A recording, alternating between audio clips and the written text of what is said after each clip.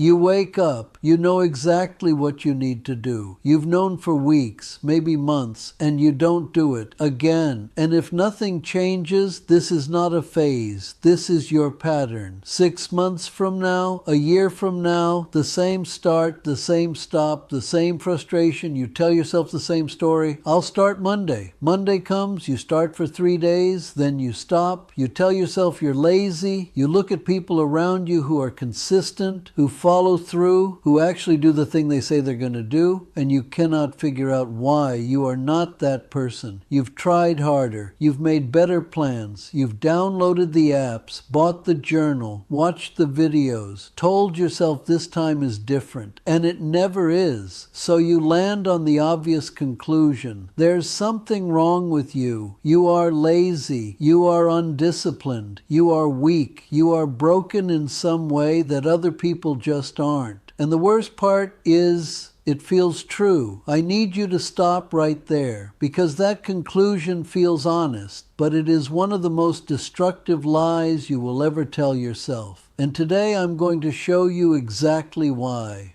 Not to make you feel better, not to let you off the hook, but because the real problem is far more precise than laziness, and until you see it clearly, you will keep doing what you've always done, getting what you've always gotten, and wondering why nothing ever changes. You are not lazy. You are structured in a way that produces what you call laziness. And the difference between those two sentences is the difference between a life that keeps repeating itself and one that actually shifts. Let's get into it. Here is what I want you to consider. You are not failing at discipline. You are executing your identity perfectly. Read that again. Your behavior is not random. Your habits are not accidents. Every single action you take, every time you quit, every time you don't start, every time you fall back into the same pattern, that behavior is loyal to something. It is loyal to the identity you're operating from, the deep internal belief structure about who you are and what someone like you does. And here is where this becomes uncomfortable, because most people treat their behavior like it's the problem. They go after the habit.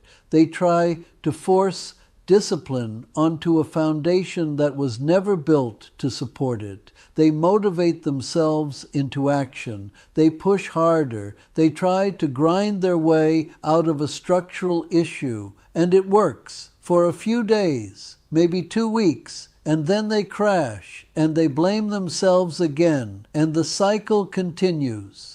But the cycle is not the problem. The cycle is the symptom. The identity underneath is the problem. Let me explain what I mean by identity, because I am not using that word loosely. I am not talking about your personality. I am not talking about your strengths and weaknesses on some quiz you took online. I am talking about the deep, often unconscious belief system that answers one question at your core. Who am I? Because whatever your honest answer is to that question, your life is organizing itself around it right now.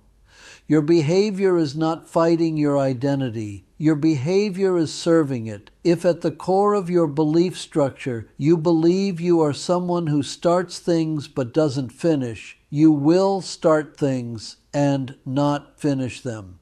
Not because you're lazy, because your behavior is loyal to that identity. If you believe at the root level that you are someone who doesn't follow through, every time you get close to the point of following through, something in you will pull back. Not weakness, structure, a structure running exactly as designed. You cannot outperform your identity consistently. That is not an opinion. That is a law. Now let me destroy 3 things that are not the answer, because until we clear this ground, nothing I give you next will land the way it needs to. The advice you keep following is the reason you keep restarting. Number 1, more motivation is not the answer. Motivation is emotional fuel, and emotional fuel burns fast. It is designed to create short-term action, and short-term action disconnected from identity does exactly what you've already already experienced 100 times.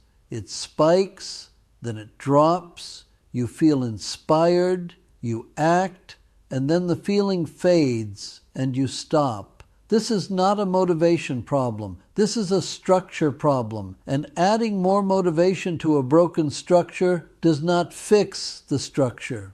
It just gives you more momentum toward the same crash. Number 2, pushing harder is not the answer. The idea that you just need more effort, more willpower, more grind is one of the most common and most damaging lies in the modern conversation around productivity. Because when a person is operating from an identity that doesn't match the behavior they're trying to produce, exerting more force in the wrong direction doesn't create progress.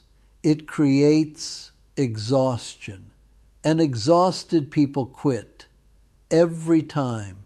And then they blame themselves for quitting, which only reinforces the identity that says they are the kind of person who gives up. You are not pushing hard enough on the wrong thing. You are pushing hard in the wrong direction entirely. Number 3, being more disciplined is not the answer. Not because discipline doesn't matter. It does. But discipline is downstream from identity. Discipline is what happens naturally when someone is operating from an identity that is aligned with their behavior. When you believe you are a person who takes care of their body, going to the gym is not a battle. It's just what you do. You don't need extraordinary discipline to do the thing your identity already expects of you. The people you look at and call disciplined are not fighting themselves the way you are. They have a different internal structure. They are operating from a different identity. And until you address the identity, you will keep trying to manufacture discipline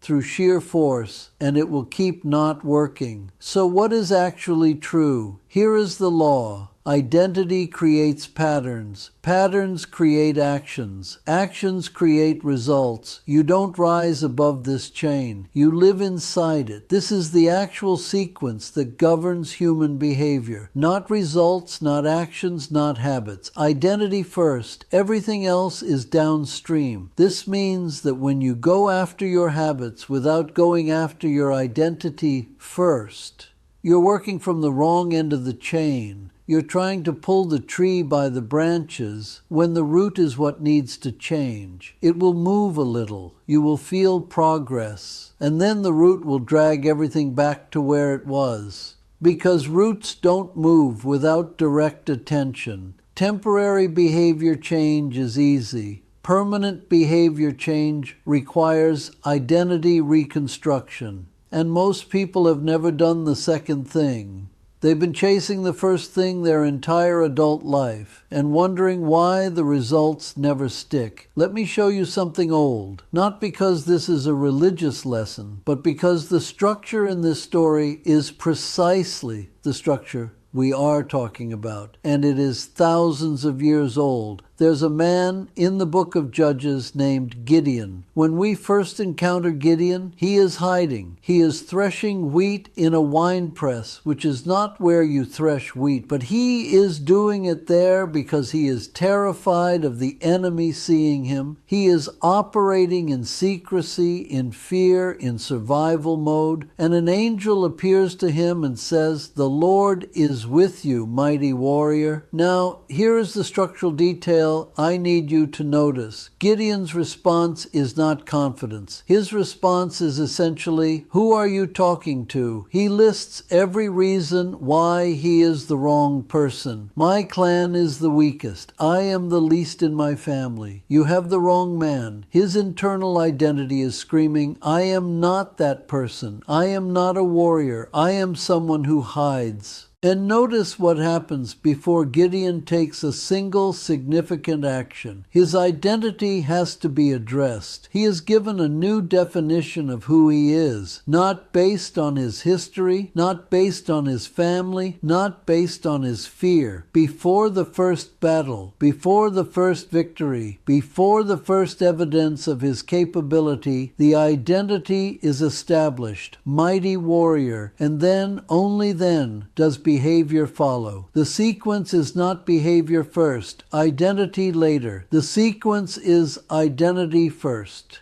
behavior as a natural consequence. Gideon's battle did not begin in the field. It began in his definition. Gideon did not become a warrior because he fought well. He fought because something shifted in how he understood who he was. The behavior was downstream. The identity was upstream. This is not a spiritual point. This is a structural observation about the sequence human transformation actually follows. And it is the same sequence that governs your life right now, whether you realize it or not. Now let's bring this to your actual life, because I want you to see your behavior through this lens, and I want it to land with precision. You say you're inconsistent, but inconsistency is not your problem. Predictability is. But I would argue you are incredibly consistent. You are consistently acting from the same identity every single day. You consistently avoid the things someone with your identity would avoid.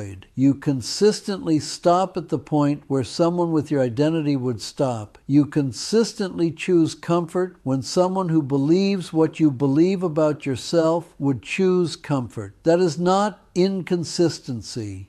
That is perfect, loyal, relentless consistency with a specific internal structure. The gym you haven't returned to, the business idea you started and abandoned, the savings plan you set up and then quietly stop following, the relationship you keep showing up halfway in, the morning routine you do for 12 days and then fall out of entirely. These are not different failures. They are the same structure expressing itself in different areas. One root, many symptoms. And here's the thing that should shift something in you right now. If the root is one thing, then the fix is also one thing. You do not have to fix your gym habit and your money habits and your relationship habits and your morning routine separately. You have to fix the identity that is producing all of them. Fix the root, and the branches reorganize themselves naturally. So how do you rebuild something that has been running your life this precisely? Let's build this. And I want to be clear, this is not advice. This is reconstruction. There is a difference. Advice is information. Reconstruction is structural work. And structural work requires a different level of commitment than writing something in a journal and hoping it sticks. Before we build these 7 steps, you must identify exactly where your current identity is leaking. I have built a diagnostic tool for you called the Free Vessel Inspection Protocol. It is designed